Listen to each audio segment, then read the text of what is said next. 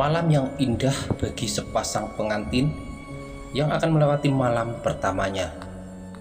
Aku merasa bahwa pengalamanku bersama Anjani ketika melewati malam pertama terkesan kurang sempurna, mengingat waktu itu Lokananda sedang berkabung.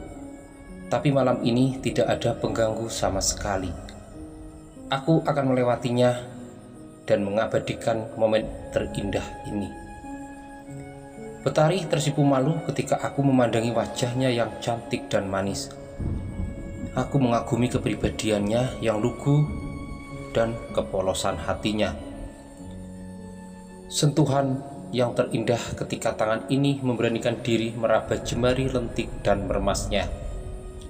Kali ini aku berada di kamar sederhana, merasa sebagai orang kecil yang tidak memiliki kemewahan apa-apa. Cinta yang kupersembahkan padanya bukan dari gelimangan harta, tapi dari hati yang tulus. Betari mendesah, mengharapkan agar keindahan malam ini terukir dengan pasti.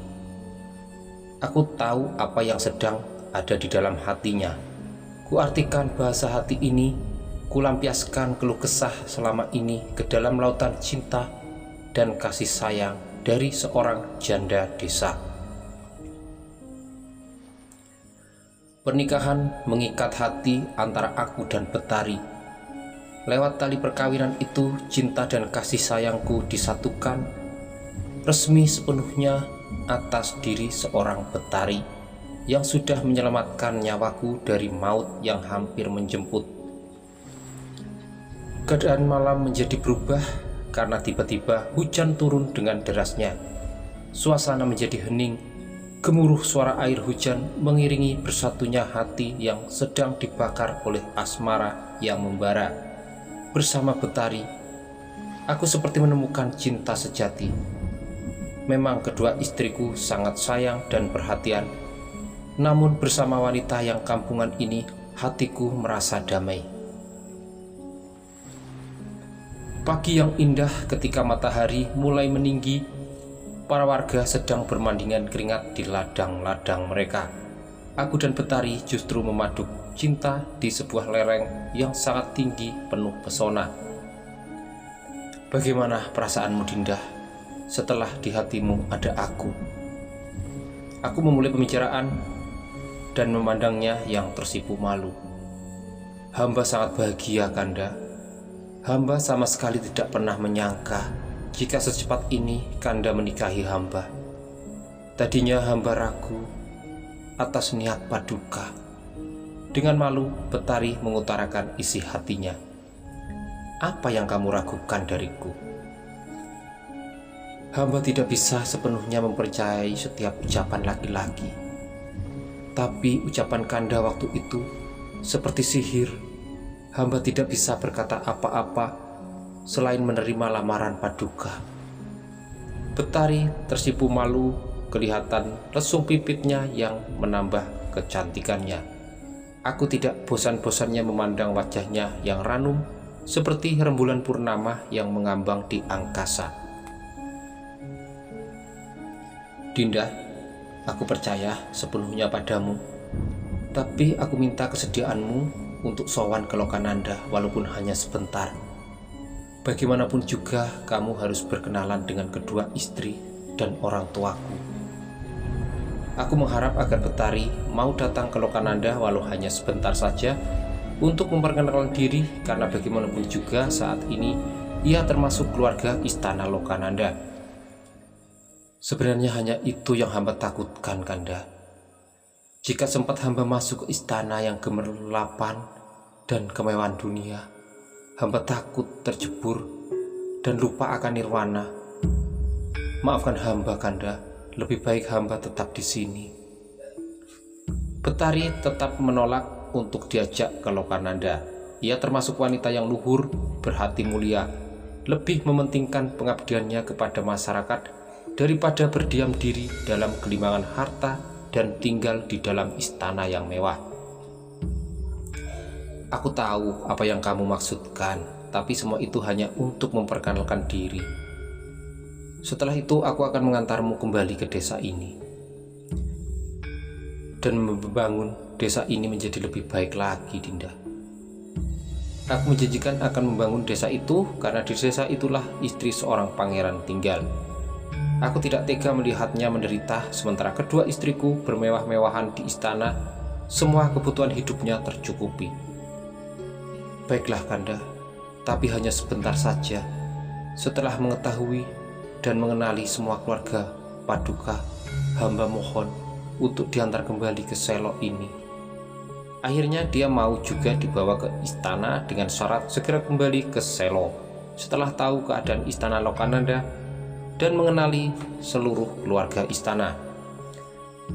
Aku menyetujuinya dan merasa cocok dengan kemauannya daripada tidak mau sama sekali. Baiklah Dinda, jika memang itu kemauanmu, tapi aku minta kamu jangan pernah merasa iri pada kedua istriku karena mereka akan selalu mendapatkan lebih darimu. Aku mengharapkan pengertian darinya dengan apa yang sudah menjadi pilihannya. Hanya satu yang hamba inginkan dari Kanda, yaitu kasih sayang. Karena dari situlah maka kita akan bahagia walau kita terpisah. Hamba akan selalu mengajarkan yang terbaik bagi putra-putra kita kelak. Harus bersifat adil dan bijaksana, Kanda. Betari terlalu jauh berbicara, pandangannya jauh ke masa yang akan datang. Apa maksudmu? Kamu sudah terlalu jauh bicara. Seandainya yang kuasa memberikan kita keturunan, apa kamu tega melihat putra kita lahir dan hidup dalam keterbatasan, sementara dia seorang putra pangeran? Aku mengimbangi perasaan Betari yang terlalu jauh berpikir. Aku bisa memaklumi keadaannya, tapi bagaimanapun dengan putra-putranya kelak. Justru itulah Kanda, jika putra kita terlahir di istana, ia akan manja karena merasa dirinya mampu. Tapi jika putra hamba terlahir di desa seperti ini, hamba akan senang hati membesarkan dan mengajarinya cara hidup yang baik. Dengan cara itu, maka dia tidak akan sembrono dan menghargai dirinya sendiri, Paduka.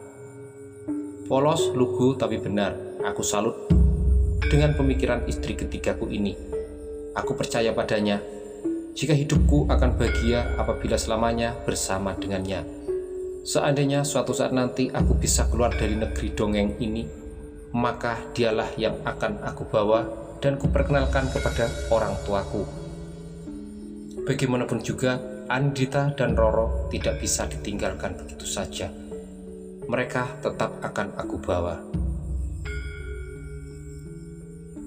Rumah sederhana di pinggir hutan belantara, sementara di sebelah utaranya berdiri sebuah candi kecil yang sudah sangat tua, terlihat dari bentuk bangunannya yang sudah rapuh. Aku mengajak Betari melihat kondisi candi yang dijadikan sebagai tempat pemujaan bagi warga Selo. Memang sejak masuk ke dunia penuh misteri ini, aku seperti menjauhi Tuhan yang sudah menciptakan diriku. Semakin lama aku terhanyut dalam aliran yang sama sekali tidak jelas. Di sisi lain, aku selalu berdoa sesuai dengan kepercayaanku, walau tidak ada yang mengetahuinya. Dunia penuh misteri, aku berada dalam dunia yang dipenuhi angkara murka dan problema hidup. Semakin lama aku berpikir, semakin jelas kelemahanku. Mungkin semua ini terjadi karena kurangnya iman dalam hidupku. Tapi aku tidak mau terlalu merendahkan diri ini. Bagaimanapun juga semua ini adalah pengalaman yang paling berharga di dalam hidupku. Betari dengan keberaniannya memasuki candi, sementara aku merasa takut dan ragu. Di dalam sana tentu banyak setan dan iblis penunggu candi itu. Ayolah Kanda, katanya mau masuk ke candi. Ayo, nanti hamba tunjukkan tempat pemujaan itu. Betari menyeret tanganku untuk segera mengikuti langkahnya. Dinda, sebenarnya aku tidak pernah melakukan pemujaan di candi manapun. Kali ini aku hanya ingin tahu apa isi dari candi ini. Sekali lagi maafkan aku ya. Aku mengamati seluruh isi candi yang setiap sudutnya mengeluarkan aura mistik. Semakin lama aku berada di dalam candi itu, rasanya seperti terhipnotis untuk melakukan sesuatu. Hamba mengerti apa yang Kanda pikirkan. Tadi malam hamba menerima wangsit dari dewa. Betari tersenyum tipis namun manis sekali sambil menganggukkan kepalanya. Aku memandangi wajahnya dengan heran. Dia wanita yang teramat dekat dengan dewa, pertanda jika dia benar-benar wanita yang suci dan tidak sembarangan. Kapan kamu lakukan meditasi itu? Bukannya tadi malam kita tidur bersama? Betari mendekati dan membenarkan kainnya yang agak tersingkap. Kanda tadi malam tertidur pulas, sementara hamba sama sekali tidak bisa pejamkan mata. Hamba mandi, lalu bersemedi di kamar. Terlihat dengan jelas siapa Kanda sebenarnya. Betari mengaku jika dirinya mengerti dengan keadaanku yang sebenarnya. Jangan-jangan dia tahu jika sebenarnya aku bukan berasal dari Lokananda. Apa yang kamu tahu tentang aku? Dengan sedikit penasaran, aku memaksa agar Betari mengaturkan yang diketahuinya tentang diriku. Kanda sebenarnya adalah putra Lokananda yang sedang sakit ingatan. Bahkan Kanda lupa pada diri sendiri. Keinginan dan ambisi Kanda untuk mendapatkan menjangan kencana ternyata membuat Kanda sakit yang berkepanjangan hingga saat ini. Betari menceritakan wangsit yang diterimanya. Mendengar ceritanya sama sekali tidak membuatku bahagia karena pernyataannya tetap sama dengan orang-orang di Lokananda jika aku terkena amnesia. Yang kuherankan mengapa dewa juga tidak tahu jika aku ini sebenarnya manusia biasa, bukan berasal dari golongan Ngerat. Ya, sama saja dengan yang kudengar dari orang-orang istana. Kupikir kamu tahu yang lainnya. Jika masalah itu semua orang Lokananda juga tahu. Aku kecewa dengan pernyataan yang baru saja diucapkan oleh istri ketigaku. Ia merajuk, terlihat kecewa dengan ucapanku, namun kubiarkan saja karena pada kenyataannya aku jauh lebih sakit hati dan kecewa dengan kenyataan ini. Baiklah Kanda, semua tergantung Kanda karena Kanda yang akan menjalani semuanya. Hamba hanyalah pelengkap kisah hidup Kanda saja. Betari menasihatiku dengan sabar, namun aku justru tidak bisa menangkap apa maksud ucapannya. Maaf Dinda, apa maksudmu sebagai pelengkap? Aku merasa jika kamu adalah bagian dari hidupku.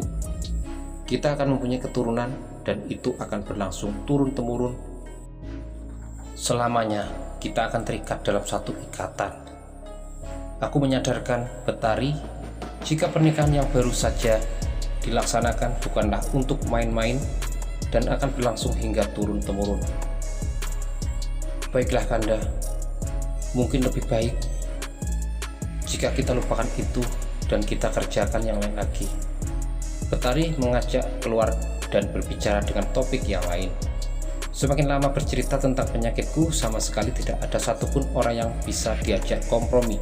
Semua orang menganggap jika aku sedang sakit dan menderita amnesia. Di luar candi, kulihat pemandangan yang sangat indah dan asri. Sawah yang menguning, pohon-pohon yang rindang menyejukkan hati, sebuah gunung yang nampak biru menjulang dengan tinggi. Awan putih berkejaran di angkasa, meraih terdepan. Sungguh pemandangan yang sangat indah dipandang. Betari membawa lodong menuju ke sungai kecil yang mengalir di bawah rumahnya. Dari belakang, aku mengikuti langkahnya. Apa yang akan Dinda lakukan? Aku bertanya dengan heran pada kelakuan Betari. Aku sama sekali tidak tahu apa yang akan dikerjakannya. Sudahlah, Kanda beristirahat saja di rumah. Hamba akan mengambil air sungai. Itu karena sebentar lagi hamba akan memasak. Betari mengaku jika dirinya akan mengambil air untuk memasak. Biar aku yang lakukan pekerjaan ini, kamu menunggu di rumah saja. Aku menawarkan jasa, sekalian ingin tahu bagaimana cara orang kampung mengambil air. Betari memberikan lodong itu dan kembali ke rumahnya. Aku memberanikan diri turun ke sungai kecil dan mengambil air. Sungai ini sangat jernih dan masih murni. Walaupun belum dimasak, rasanya sangat enak dan sejuk. Lebih murni daripada air mineral yang selalu kuminum dulu ketika belum memasuki dunia yang tidak jelas ini.